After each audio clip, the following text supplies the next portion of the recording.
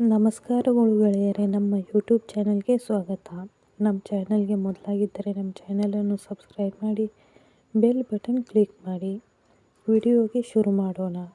Aadhaar card.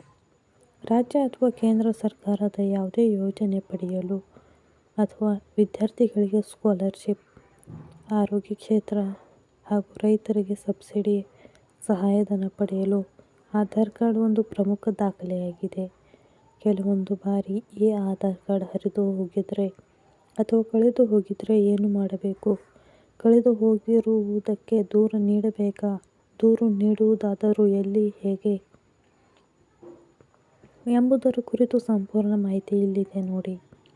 Aadhaar ಕಾರ್ಡನ್ನು ಭಾರತ ವಿಶಿಷ್ಟ ಗುರುತಿನ ಪ್ರಾಧಿಕಾರ ಅಂದರೆ UIDAI ವೆಬ್ಸೈಟ್ನಿಂದ ಆನ್ಲೈನ್ನಲ್ಲಿ ಪಡೆಯಬಹುದು. ಆದಾಗ್ಯೂ ನಿಮ್ಮ ಆಧಾರ್ ಕಾರ್ಡ್ ಕಳೆದು ಹೋದರೆ ಮೊದಲು ನೀವು ಆಧಾರ್ ಕಾರ್ಡ್ ಕಳೆದು ಹೋದ ಬಗ್ಗೆ ದೂರು ನೀಡಬೇಕು.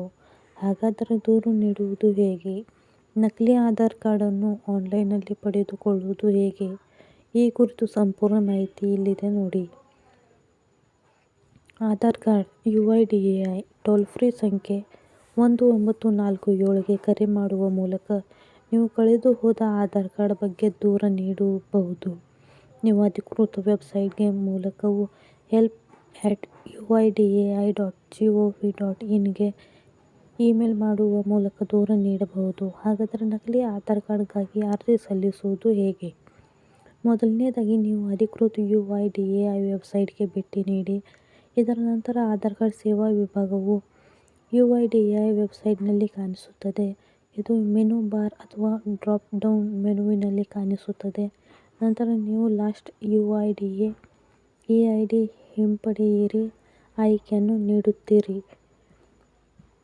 ಇದು ನಿಮ್ಮನ್ನು ಹೊಸ ಪುಟಕ್ಕೆ ಕರೆದೊಯ್ಯುತ್ತದೆ. ಅಲ್ಲಿಂದ ನೀವು ನಕಲಿ ಆಧಾರ್ ಕಾರ್ಡ್ಗಾಗಿ ವಿನಂತಿಸಬಹುದು.